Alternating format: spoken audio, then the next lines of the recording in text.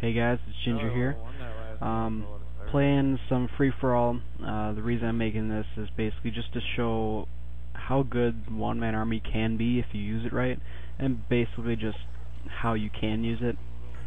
Now I do have one-man army pro. I think it's just 120 kills with the one-man army as a perk to get it pro, which changes the class switching time from 5 seconds to 3 seconds. Which I think I do right here.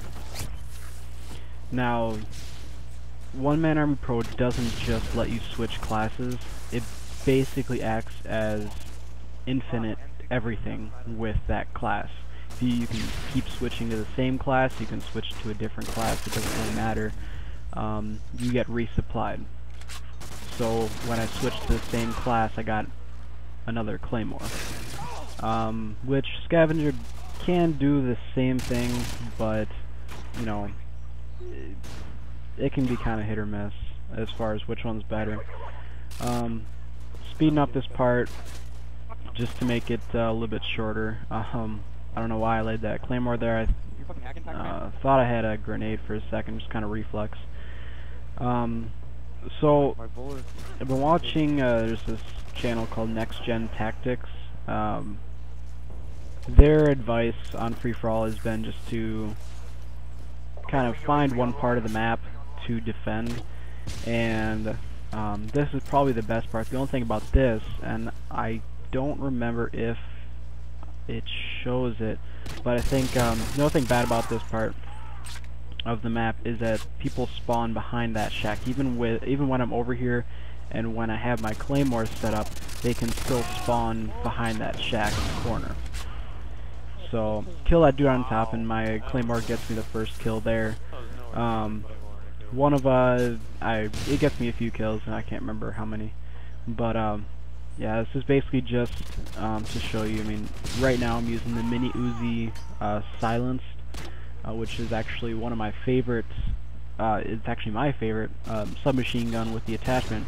Don't like it too much without the silencer, but with the silencer on it, I love it. So right now I'm just kind of hiding out, let my kill streak get me some kills here. Kind of go for the double kill there, but only end up getting one. Now another way you can use one-man army pro, or just one-man army in general. If you noticed right at the beginning, I actually have two classes set up with one-man army. I have one class that I think I have an ACR with red dot and a tactical insertion as my equipment. What you can do is you can actually use your first class to lay the tactical insertion, switch to your second class, which in this case I would have claymores, and lay those claymores, and if you died you would actually still respawn at that tactical insertion. So doesn't quite see my claymores there. Now with claymores, like you see here, I'm kind of aiming them inward, which helps out pretty well to help get you kills. Right now I'm just laying back, letting my Harriers get me some kills for my 9 kill streak. Have Predator Missile, Harrier Strike, and unfortunately Stealth Bomber. I don't know why. I think I'm like 5 kills away from getting 250 kills with like a precision airstrike, things like that. So I think that's why I changed it, but kind of regretting it here in a second, because I end up getting a big fat donut for kills. So yeah, another. I don't know if you guys find this funny. I find it funny, but with one-man army, I've used it before to annoy people. Not with claymores or with just firing randomly, whatever. God, that was a dumb death. But what I do is, if there's a lot of campers up on top of a rooftop, I did this on Karachi. If there's a lot of campers up on the rooftop, I got in one of the buildings, and with one-man army pro, I kept switching to the same class and stunning the crap out of them. I had to have thrown at least 20 to 25 stun grenades at them. They slowly made their way to the edge and actually saw where I was throwing them from, so they kind of ruined my fun, but just the way you can kind of annoy, and I'm sure there's like ways you could help out your teammates, take them out that way too, but the biggest advantage I see is, I'd actually do it later in the match here, but if what a lot of people do when trying to take out air support, take that guy, I don't know if you can hear him, but he's like, right as the Claymore blew up, he's like, ah, fuck you.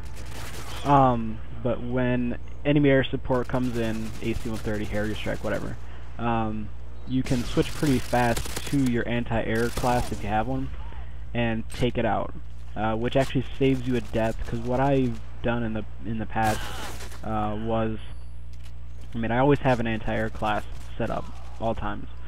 And what I would do is kill myself with a grenade, switch to that class, and once I take it down, or if I run out of ammo with a stinger, I would kill myself again and switch back, or try and take the enemy air support out again.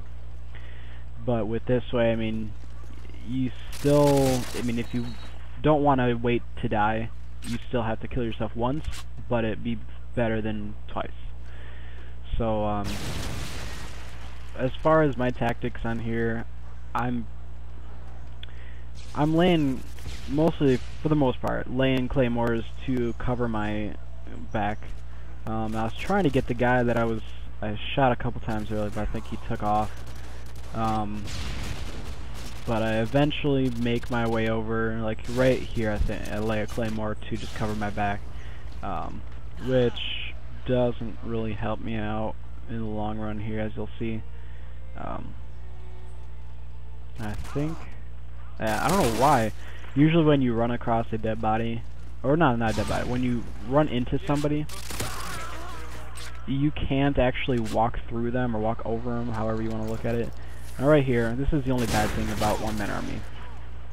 He kind of caught me with my hand down my pants, and I couldn't really do anything about it. But I mean, I've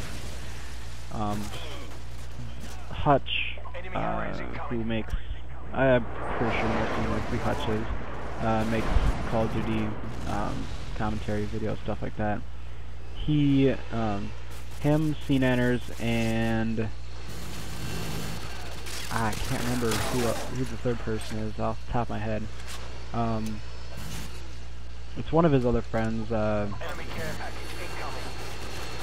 Trumpy, whoever. I'm pretty sure that's what it is, but they were talking about One Man Army and how they use it and how useful it can be. This is a huge fail, but luckily he sucks.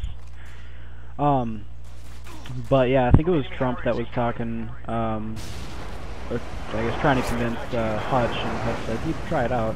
I mean, it's definitely something to work here. And one of the guys that has the Harrier, because the chopper gun was just called in, but one guy's like, don't take my Harrier, take out a chopper gun first, and the other guy's trying to convince me otherwise. But yeah, take that out. I was just 1 kill away from Cold Blooded Pro, so I knew that. And take the flare off the chopper gunner, and it gets taken down here in a sec. But yeah, basically, in a little bit here, I'll be coming out with a basically how to get Cold Blooded Pro probably the easiest way, or the fastest. Excuse me. So hopefully I have that up pretty soon here. And as you actually can see, even though you switch classes with One Man Army Pro, if you die, it'll change back to your first class, which was the one with One Man Army Pro. So that comes in handy. That's a fail. No, this isn't a great match. I mean, I obviously don't win. I didn't have a chopper gunner, and my 9 kill streak kind of didn't do shit for me. But I set up my defenses here just for fun. I hear that guy coming. I ended up going 21-7, which isn't a bad. It was the least amount of deaths of the people that were playing, except for that guy. He had 3 deaths, but he just joined the game. So yeah, I hope this helped you out. If you have any questions, leave a comment. I read all my comments, however few they sometimes may be. Yep, 21-7. Thank you for watching. Rate, comment, subscribe. Peace.